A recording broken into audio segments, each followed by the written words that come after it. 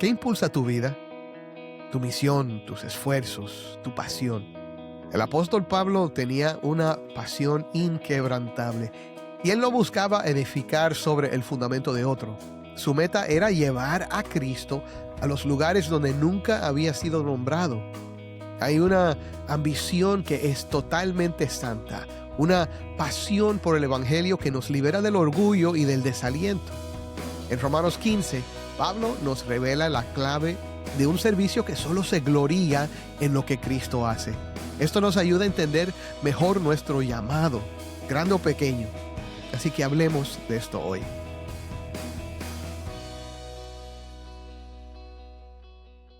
Hola, soy el pastor Dani Rojas, el director y locutor del Faro de Redención.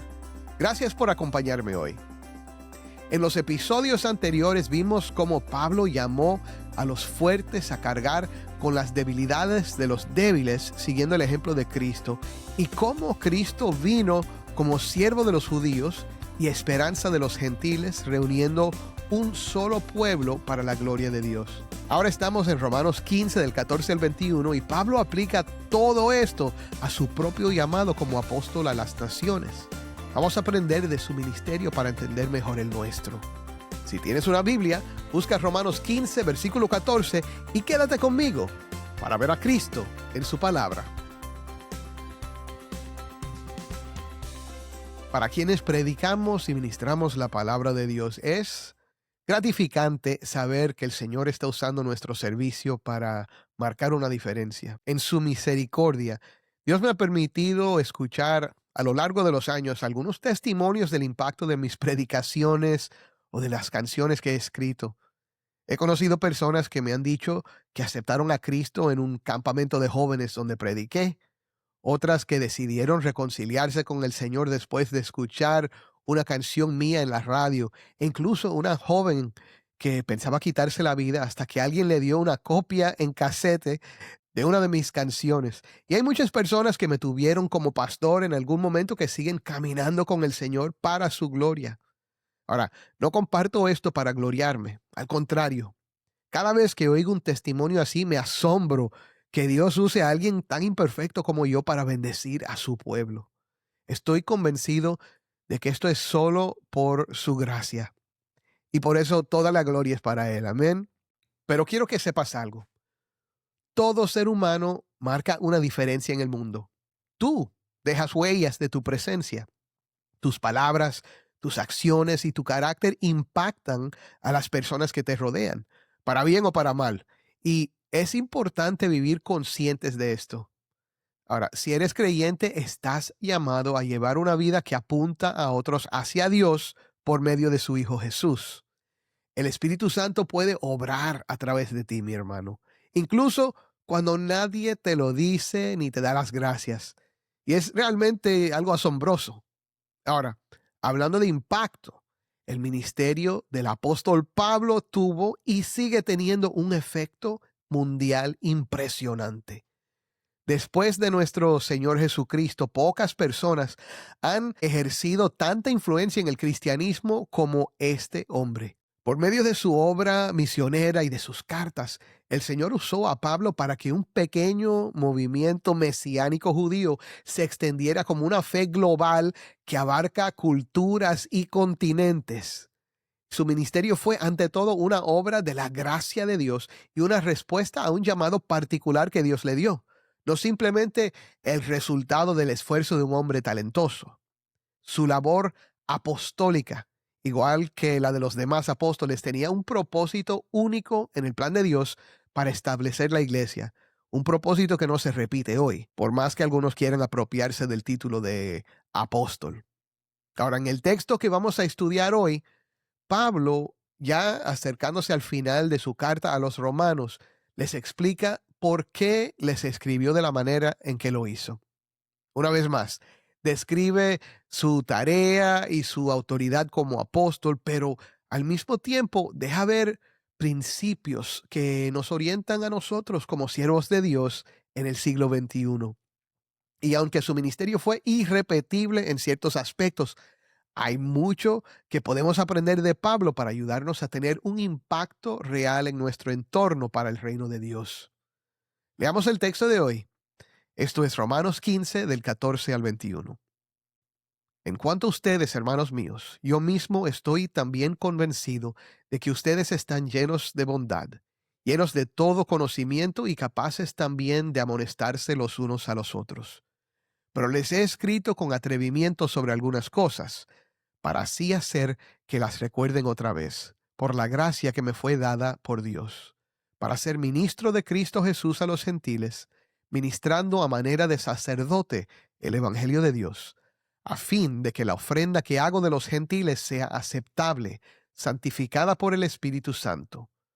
Por tanto, en Cristo Jesús he hallado razón para gloriarme en las cosas que se refieren a Dios, porque no me atreveré a hablar de nada sino de lo que Cristo ha hecho por medio de mí para la obediencia de los gentiles, en palabra y en obra, con el poder de señales y prodigios, en el poder del Espíritu de Dios, de manera que desde Jerusalén y por los alrededores hasta el Ilírico he predicado en toda su plenitud el Evangelio de Cristo. De esta manera me esforcé en anunciar el Evangelio, no donde Cristo ya era conocido, para no edificar sobre el fundamento de otro, sino, como está escrito, aquellos a quienes nunca les fue anunciado acerca de él verán, y los que no han oído entenderán. Amén. Otra vez, esto fue Romanos 15 del 14 al 21. Ahora, ¿qué vemos aquí? Primero, vemos palabras de reconocimiento y ánimo a la iglesia. Pablo comienza diciendo, en cuanto a ustedes, hermanos míos, yo mismo estoy también convencido de que ustedes están llenos de bondad, llenos de todo conocimiento, capaces también de amonestarse los unos a los otros. Ahora fíjate en tres afirmaciones que Pablo hace aquí acerca de ellos. Primero, los identifica como hermanos míos. Pablo no les habla desde una posición elevada, sino como parte de la misma familia. Somos hermanos. Afirma que están llenos de bondad. Reconoce la obra del Espíritu en su carácter. Da por sentado que Dios está obrando en medio de ellos. Y dice que están llenos de todo conocimiento, capaces de amonestarse. Es decir, no los trata como niños espirituales. Él ve en ellos capacidad para instruirse mutuamente. Recuerda que Pablo viene hablando por un capítulo y medio acerca de la relación entre los fuertes y los débiles. Y a pesar de los problemas que existen, el apóstol cree en ellos. Reconoce la gracia de Dios en estos hermanos y hermanas. Y esto es muy importante, especialmente para los que son pastores, maestros y evangelistas. A veces podemos creer que solo nosotros tenemos la verdad y que los demás necesitan corrección constante. Es más, tal vez pienses que si tú no los corriges, nunca van a llegar a la verdad. Yo vengo aquí para arreglar las cosas, así piensan algunos. Y es cierto que a veces la iglesia necesita corrección en muchas áreas. Sin embargo, aprendamos de Pablo que es importante no hablar de la iglesia solo en términos de sus fallas, sino también de la obra de Dios en ella. Segundo, debemos confiar en que el Espíritu ha dado a los hermanos una capacidad real para aprender, exhortar y animarse los unos a los otros. La iglesia a la que te diriges debe saber que crees en ella y confías en que Dios les mostrará la verdad a los hermanos porque son tus hermanos y son hijos de Dios. Escúchame. Todo verdadero creyente reconoce la verdad de Dios cuando se le predica por medio de la palabra de Dios. El Espíritu de Dios se ocupa de esto. Ahora, lo segundo que vemos es la gracia de un llamado específico. Pablo explica por qué les ha escrito con tanta franqueza. Pero les he escrito con atrevimiento, dice Pablo, sobre algunas cosas, por la gracia que me fue dada por Dios para ser ministro de Cristo Jesús a los gentiles, ministrando a manera de sacerdote el Evangelio de Dios, a fin de que la ofrenda que hago de los gentiles sea aceptable, santificada por el Espíritu Santo. Amén. Ahora, aquí Pablo describe su ministerio en términos sacerdotales. Si lees la Reina Valera, encuentras la frase para ser ministro de Jesucristo a los gentiles, ministrando el Evangelio de Dios. Pero esa palabra traducida ahí como ministrando viene de un término griego que significa servir como sacerdote o ejercer una función sacerdotal. Ahora, eso nos puede sonar extraño porque pensamos, nosotros somos pastores, no sacerdotes. Pero antes de descartarla, recuerda lo que dice Primera de Pedro 2:9. Pero ustedes son linaje escogido, real sacerdocio, nación santa, pueblo adquirido para posesión de Dios, a fin de que anuncien las virtudes de aquel que los llamó de las tinieblas a su luz admirable. Este es nuestro llamado, mi hermano, y es un llamado para todo creyente en Cristo. Somos real sacerdocio. ¿Cuál es entonces la idea aquí? Nuestro sacerdocio es real, no solo en el sentido de verdadero, sino porque somos sacerdotes del Rey. Ese sacerdocio se ejerce cuando anunciamos el Evangelio, cuando predicamos a Cristo. Las personas que llegan a la fe en Jesús por medio de nuestro testimonio se convierten en una ofrenda que presentamos a Dios. ¿Lo ves así? Volviendo al texto, Pablo dice que ha recibido una gracia. Su llamado es un regalo inmerecido, no un logro personal. Es ministro de Jesucristo a los gentiles. Su campo principal son las naciones. Ejerce ese servicio ministrando el evangelio de Dios. Lo que ofrece no son opiniones humanas, ofrece el evangelio. Y esos gentiles convertidos llegan a ser una ofrenda agradable a Dios, santificada por el Espíritu Santo. Cada pastor, cada líder, cada creyente tiene un llamado particular. No todos tienen el llamado de Pablo, pero todos recibimos de Dios una gracia, un lugar de servicio. Amén. Tu ministerio, por pequeño que te parezca, es una forma de ofrecer personas a Dios. Hijos, jóvenes, ancianos, vecinos. Lo esencial no es el tamaño de la plataforma, sino que lo que ofreces sea santificado por el Espíritu y basado y centrado no en tus propias opiniones o ideas, sino en el Evangelio. Amén. Lo tercero que vemos es que Pablo desea gloriarse solo en lo que Cristo hace. Pablo continúa.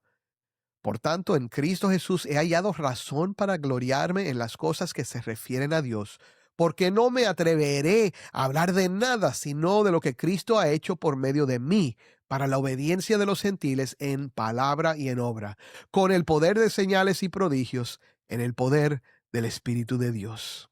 Ahora, observa el tremendo equilibrio de Pablo. Habla de fruto, pero dice, en Cristo Jesús he hallado razón para gloriarme. Solo se atreve a hablar de lo que Cristo ha hecho por medio de él. El resultado es la obediencia de los gentiles, personas que se someten en fe a Cristo. Los medios, palabra, obras, señales y el poder del Espíritu de Dios. Ahora, esto nos protege tanto del orgullo como del desaliento. ¿Cómo nos protege del orgullo?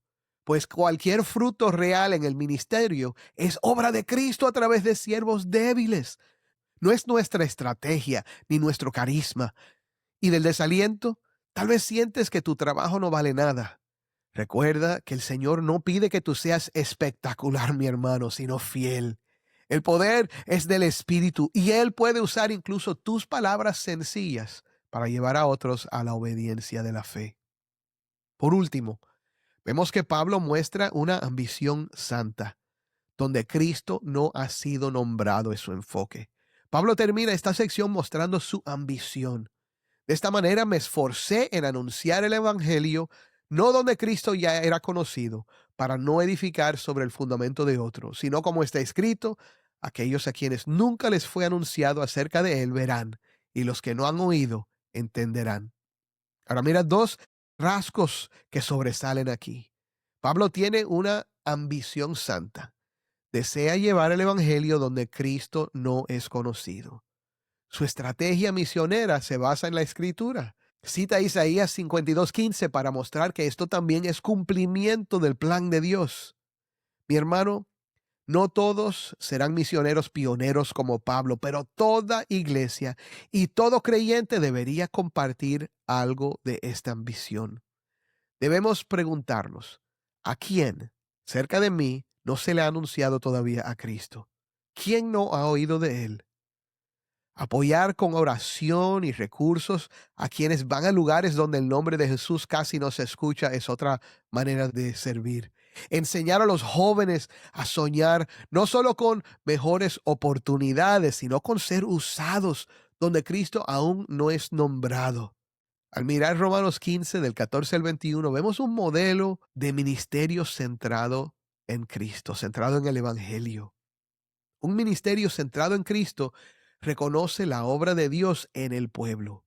Un ministerio centrado en Cristo descansa en la gracia de un llamado recibido y no en méritos propios.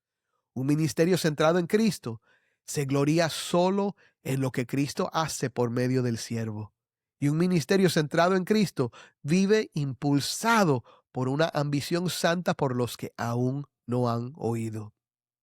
Si eres pastor o líder, pide al Señor que renueve tu corazón en estos puntos. Puedes orar: Señor, que mi seguridad no esté en mis logros, sino en tu gracia. Que mi alegría sea ver lo que tú haces por medio de mí y que mi ambición sea que más personas te conozcan. Amén. ¿Puedes orar así, mi hermano?